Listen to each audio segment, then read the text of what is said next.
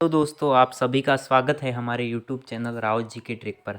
आज हम आपके सामने इंडियन पॉलिटी भारतीय राज्य व्यवस्था से संबंधित महत्वपूर्ण प्रश्न आपके सामने लेकर आए हैं, जिसमें आप पूरे वीडियो को देखेंगे तो आप ज़रूर ये पाएंगे कि इसमें निम्न लेवल से लेकर उच्च स्तर तक सभी प्रकार के प्रश्न इसके अंदर हमने समाहित किए हैं, जिसमें आप वन रक्षक वनपाल जो राजस्थान की आगामी भर्ती है, ग्राम सेवक की भर्ती जो भी फिलहाल आने वाली है, व SIRS तक के जो प्रश्न है इसके अंदर समाहित किए गए हैं। तो आप हमारे वीडियो को अंतिम तक देखें व एंड में अपना स्कोर जरूर कमेंट बॉक्स में कमेंट करें। तो चलो वीडियो की तरफ बढ़ते हैं हम। आज का आपका पहला प्रश्न है, निम्नलिखित में से कौन सा एक प्रावधान भारतीय संविधान के अंतर्गत संसद के सदस्यों के विशेषाधिकारों तथा उन्मुक्तियों को निर्धारित करता है? तो इसका जो सही आंसर होगा वो होगा दोस्तों ऑप्शन सेकंड, अनुच्छेद 105। मतलब संविधान का आर्टिकल 105 यह प्रावधान करता है कि संसद के सदस्यों के विशेषाधिकार तथा उन्मुक्तियों को निर्धारित करता है। कौन सा अनुच्छेद? तो संविधान का अनुच्छेद 105। अब आपको बता दूं कि संविधान, यहाँ बात हो रही है संसद की, तो जो संसद के बारे में जो कौन सा आर्टिकल है वो हमें बताता है। तो संसद के बारे में आर्टिकल है वो बताता है हमें आर्टिकल नंबर 79। कौन सा आर्टिकल? आर्टिकल 79 है वो हमें संसद के बारे में बताता है। आर्टिकल 80 है वो हमें बताता है राज्यसभा के बारे में, और आर्टिकल 81 है वो बताता है हमें लोकसभा के बारे में। इसके लिए जो एक ट्रिक है वो है सरला। आप इसे याद करिएगा, इसे नोट करना कि सरला है वो एक ट्रिक है। स से संसद आर्टिकल 79, र से राज्यसभा आर्टिकल 80 और ल से लोकसभा आर्टिकल 81। चलो हम नेक्स्ट क्वेश्चन की ओर बढ़ते हैं। अब नेक्स्ट क्वेश्चन है, दल बदल निषेध कानून कब बनाया गया? तो दोस्तों संविधान के अंतर्गत संशोधन किया गया था, जो कि संशोधन नंबर था 52वां संविधान संशोधन। कौन सा? 52वां संविधान संशोधन कर संविधान में एक अनुसूची को जोड़ा गया, जो कि थी अनुसूची 10वीं अनुसूची। कौन सी? 10वीं अनुसूची जोड़ी गई और उसके तहत दल बदल निषेध कानून बनाया गया। और वो कानून बनाया गया सन 1985 में। कब बनाया गया? 1985 में बनाया गया। तो इसका यहाँ आंसर सेकंड सही होगा, 52वां संविधान संशोधन जो कि 1985 में हुआ, और इसके तहत संविधान के अंतर्गत 10वीं अनुसूची को जोड़ा गया व दल बदल निषेध कानून बनाया गया। नेक्स्ट हमारा क्वेश्चन है, निम्न विधेयकों में से किस एक का भारतीय संसद के दोनों सदनों द्वारा अलग अलग विशेष बहुमत से पारित होना आवश्यक है? तो यहाँ हमारा क्वेश्चन है कि ये जो चार ऑप्शन दे रखे हैं आपके सामने, एक है साधारण विधेयक, धन विधेयक, वित्त विधेयक और संविधान संशोधन विधेयक। इन चारों विधेयकों में से कौन सा विधेयक है जिसे पारित करने के लिए दोनों सदनों का विशेष बहुमत होना आवश्यक है? दोनों सदन मतलब निम्न सदन जो कि ये लोकसभा और उच्च सदन राज्यसभा, दोनों के अंदर विशेष बहुमत से पारित होगा, तभी उसे राष्ट्रपति के पास स्वीकृति के लिए भेजा जाएगा। तो ऐसा कौन सा विधेयक है? तो वो है ऑप्शन 4, संविधान संशोधन विधेयक। कौन सा? संविधान संशोधन विधेयक वह विधेयक है जिसको पारित करने के लिए संसद के दोनों सदनों के अंदर विशेष बहुमत का होना आवश्यक है। नेक्स्ट क्वेश्चन है हमारा, देखो ये कथन व कारण का क्वेश्चन है, जो कि SI पटवार ग्राम सेवक 2016 में भी इस प्रकार के प्रश्न पूछे गए। वो IAS में तो ऐसे प्रश्न हमें देखने को मिल ही जाते हैं। तो इसका जो कथन है वो है कि राष्ट्रपति संसद का अंग होता है। कारण है, संसद के सभी विधेयक राष्ट्रपति के हस्ताक्षर के बाद ही कानून बनते हैं। अब इसमें आपको सही आंसर क्या है वो बताना है। पहला ऑप्शन है कथन व कारण दोनों सही है तथा कारण कथन की सही व्याख्या करता है। ऑप्शन सेकंड है कथन व कारण दोनों सही है परंतु कारण कथन की सही व्याख्या नहीं करता है। ऑप्शन सी है कथन सही है परंतु कारण गलत है। ऑप्शन डी है कथन गलत है परंतु कारण सही है। तो जो इसका सही आंसर होगा वो होगा ऑप्शन नंबर फर्स्ट। इसमें दोस्तों कथन भी सही है व कारण भी सही है, और कारण है वो कथन की सही व्याख्या यहाँ पर करता है। कैसे करता है वो मैं आपको बता दूं। सबसे पहले तो संविधान के अंतर्गत स्पष्ट प्रावधान है कि राष्ट्रपति है वो क्या, संसद का एक अभिन्न अंग होगा।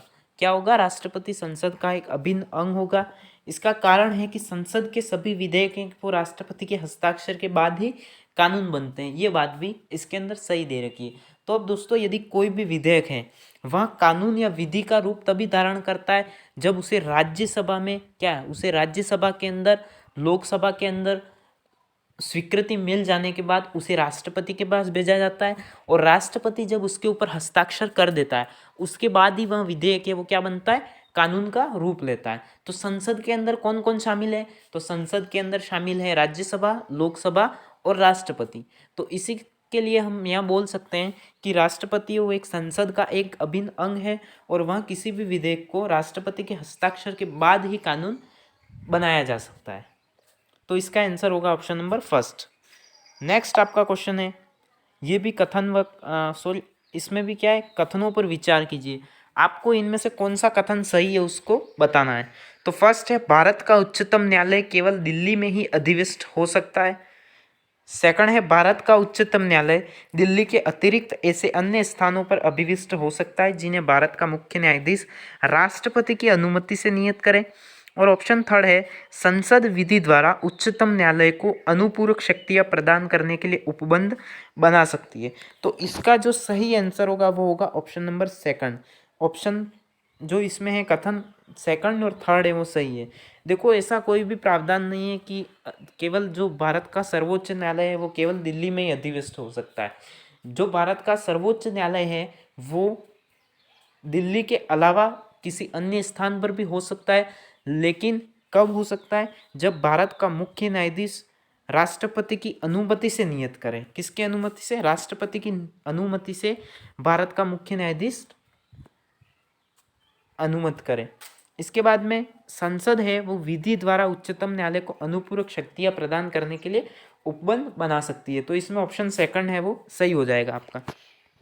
नेक्स्ट क्वेश्चन है, प्रशासकों की आचार संहिता किसे कहा जाता है। काफ़ी अच्छा क्वेश्चन है, काफ़ी जगह इसको पूछा गया है। आई थिंक इसको आरएस में भी, आरपीएससी ने भी इसको कई बार पूछा है कि प्रशासकों की आचार संहिता किसे कहा गया है। तो दोस्तों इसके अंदर जो सही आंसर होगा वो होगा आपका ऑप्शन नंबर थर्ड, नीति निर्देशक तत्व, डीपीएसपी जिसे कहा जाता है, direct principle of state policy, उसे प्रशासकों की आचार संहिता कहा जाता है। क्या कहा जाता है, प्रशासकों की आचार संहिता। नेक्स्ट आपका क्वेश्चन है, निम्नलिखित में से कौन बिना सदन का सदस्य बने सदन की अध्यक्षता करता है। काफ़ी अच्छा क्वेश्चन है दोस्तों, आप इस पर ध्यान दीजिएगा। ऑप्शन है आपके सामने, लोकसभा का अध्यक्ष, भारत का उपराष्ट्रपति, विधान परिषद का अध्यक्ष या विधानसभा का अध्यक्ष। तो दोस्तों इसके अंदर जो सही आंसर है वो है भारत का उपराष्ट्रपति। कौन सा, भारत का उपराष्ट्रपति है वो राज्यसभा का सदस्य न होते हुए भी क्या करता है, राज्यसभा का सभापतित्व करता है, राज्यसभा के सदन की अध्यक्षता करता है। ठीक है, तो इसका जो सही आंसर होगा वो ऑप्शन सेकंड हो जाएगा। नेक्स्ट आपका क्वेश्चन है, उच्चतम न्यायालय एक अभिलेख न्यायालय है क्योंकि, कारण बताना है कि उच्चतम न्यायालय एक अभिलेख न्यायालय है, यह तो स्पष्ट बात है, लेकिन यह अभिलेख न्यायालय क्यों है। तो फर्स्ट, यह न्याय का अंतिम न्यायालय है। सेकंड, इसके निर्णय सभी जगह साक्षी होते हैं तथा यह अपने अवमान के लिए दंड दे सकता है। थर्ड, यह राष्ट्रपति को परामर्श दे सकता है। या फोर्थ, उपयुक्त सभी। तो इसके अंदर जो ये तीनों कथन दे रखे हैं वो तो सही हैं, लेकिन जो ऊपर अभिलेख न्यायालय उसके बारे में सही कारण क्या है, तो वो है आपका ऑप्शन नंबर सेकंड। आपका यहाँ ऑप्शन नंबर सेकंड राइट हो जाएगा कि उच्चतम न्यायालय एक अभिलेख न्यायालय है क्योंकि इसके निर्णय सभी जगह साक्षी होते हैं और यहाँ अपने अवमान के लिए क्या दे सकता है, दंड से दे सकता है। नेक्स्ट आपका क्वेश्चन है, लोकसभा की गणपूर्ति है। तो यहाँ पर लोकसभा की गणपूर्ति के लिए मैं आपको बता दूं कि सदन के कुल सदस्य के 1/10 कितना, सदन के कुल सदस्य के 1/10 क्या होती है, सदन की गणपूर्ति होती है। तो लोकसभा में आप सभी जानते हैं कि 545 सदस्य वर्तमान में हैं। कितने, 545 सदस्य हैं। तो यहाँ पर जो लोकसभा की गणपूर्ति आ जाएगी वो आ जाएगी आपके ऑप्शन नंबर थर्ड 55। कितनी, 55 है वो लोकसभा की वर्तमान में गणपूर्ति है। ऐसे तो संसद में कुल सदस्य जो निर्धारित किए गए वो 552 है, लेकिन वर्तमान में कितने सदस्य हैं, तो 545 सदस्य हैं। नेक्स्ट, मंत्री अपना इस्तीफा किसे संबोधित करता है। काफ़ी अच्छा क्वेश्चन है यहाँ पे कि मंत्री है वो अपना इस्तीफा है वो किसे संबोधित करेगा। तो यहाँ पर जो सही आंसर होगा वो होगा ऑप्शन नंबर फर्स्ट, मंत्री है वो अपना इस्तीफा किसे देगा, तो मंत्री अपना इस्तीफा राष्ट्रपति को देगा। अब इसके लिए मैं आपको बता दूं कि जो मंत्री परिषद है वो सामूहिक रूप से किसके प्रति उत्तरदायी होती है, लोकसभा के प्रति, लेकिन वह व्यक्तिगत रूप से राष्ट्रपति के प्रति उत्तरदायी होती है। यानी कि संविधान में स्पष्ट उल्लेख है कि मंत्री है या मंत्री परिषद है उसको वह किसके प्रसाद पर्यंत कार्य करती है, तो राष्ट्रपति के प्रसाद पर्यंत कार्य करती है। और इसी के कारण क्या है, राष्ट्रपति को ही वह अपना इस्तीफा संबोधित करते हैं। नेक्स्ट आपका क्वेश्चन है, निम्न में से क्या सर्वोच्च न्यायालय का न्यायाधीश बनने हेतु एक अनिवार्य योग्यता नहीं है। क्या है क्वेश्चन, ध्यान से पढ़ना, नहीं है। इनमें से कौन सी ऐसी योग्यता है जो सर्वोच्च न्यायालय का न्यायाधीश बनने हेतु अनिवार्य नहीं है। फर्स्ट ऑप्शन है उसे भारत का नागरिक होना चाहिए। ऑप्शन सेकंड है उसे न्यूनतम 35 वर्ष की आयु का होना चाहिए। ऑप्शन थर्ड है उसे उच्च न्यायालय में 5 वर्ष न्यायाधीश होना चाहिए। और ऑप्शन फोर्थ है राष्ट्रपति के मत में सम्मानित न्यायवादी होना चाहिए। तो जो इसका सही आंसर होगा वो होगा ऑप्शन नंबर सेकंड। कौन सा, ऑप्शन नंबर सेकंड। संविधान में सर्वोच्च न्यायालय के न्यायाधीश की जो योग्यता निर्धारित की गई है उसके अंदर उसकी उम्र का कहीं भी उल्लेख नहीं दिया गया है। हाँ, उसे भारत का नागरिक होना चाहिए, यह सत्य है। उसे उच्च न्यायालय में 5 वर्ष न्यायाधीश होना चाहिए, यह बात भी सत्य है। उसे राष्ट्रपति के मत में सम्मानित न्यायवादी होना चाहिए, ये भी सत्य है। लेकिन उसकी उम्र का कहीं भी उल्लेख नहीं किया गया है कि उसकी न्यूनतम उम्र क्या होनी चाहिए। नेक्स्ट आपका क्वेश्चन है यहाँ पे कि किचन कैबिनेट एक है। तो दोस्तों आप सभी को पता होगा कि किचन कैबिनेट किसकी होती है, तो प्रधानमंत्री की होती है। किसकी होती है, प्रधानमंत्री है वो, उसकी एक किचन कैबिनेट होती है जिसके अंतर्गत क्या होता है, उसके कुछ प्रमुख कैबिनेट मंत्री उसके सदस्य होते हैं। और कैबिनेट मंत्रियों के अलावा उसके अंदर जो सदस्य हो सकते हैं वो है उसके कुछ करीबी व्यक्ति, कुछ उसके मित्र या उसके पारिवारिक सदस्य भी इसके सदस्य हो सकते हैं। तो किचन कैबिनेट क्या है, तो किचन कैबिनेट क्या एक संवैधानिक निकाय है, क्या एक विधिक निकाय है, क्या एक अनौपचारिक निकाय है, या इनमें से कोई नहीं। तो दोस्तों किचन कैबिनेट का उल्लेख संविधान के अंतर्गत कहीं नहीं किया गया है, न ही इसे किसी विधेयक के द्वारा बनाया गया है। यह एक अनौपचारिक निकाय, क्या है, अनौपचारिक निकाय किचन कैबिनेट। इसके अंदर प्रधानमंत्री के करीबी कोई भी व्यक्ति इसका क्या हो सकता है, सदस्य हो सकता है। वह यहाँ इतने कैबिनेट जो इसकी कैबिनेट होती है उससे भी ये छोटी होती है, ताकि क्या है उसके डिसीजन लेने में, प्रधानमंत्री को डिसीजन लेने में आसानी हो सके। इसके लिए क्या है, ये किचन कैबिनेट का वो प्रयोग करता है। तो यह क्या है, एक अनौपचारिक निकाय है। नेक्स्ट आपका क्वेश्चन है, किस समिति में केवल लोकसभा के सदस्य होते हैं। काफी अच्छा क्वेश्चन है यहाँ पे कि किस समिति में केवल लोकसभा के सदस्य होते हैं। प्राक्कलन समिति, लोक लेखा समिति, लोक उद्यम समिति या संसदीय समिति। तो जो इसका सही आंसर हो जाएगा वो यहाँ होगा ऑप्शन नंबर फर्स्ट, प्राक्कलन समिति, जिसके अंदर सदस्य कितने होते हैं, 30 सदस्य होते हैं। कितने होते हैं, 30 सदस्य होते हैं, जो कि क्या है, सभी के सभी किसके सदस्य होते हैं, लोकसभा के, यानी कि निम्न सदन के सदस्य होते हैं। लोक लेखा समिति में जो 22 सदस्य होते हैं वो सभी के सभी लोकसभा के नहीं होते हैं, उसमें से 15-7 का रेशो होता है। 15 होते हैं वो तो होते हैं लोकसभा के, और 7 होते हैं वो किसके होते हैं, राज्यसभा के होते हैं। नेक्स्ट आपका क्वेश्चन है, मंत्री सामूहिक रूप से जिम्मेदार होते हैं या उत्तरदायी होते हैं। अभी मैंने आपको बताया था पहले कि जो मंत्री है या मंत्री है वो सामूहिक रूप से किसके प्रति जिम्मेदार होता है, किसके प्रति उत्तरदायी होता है, तो वो होता है लोकसभा के प्रति। किसके प्रति, लोकसभा के प्रति उत्तरदायी होता है।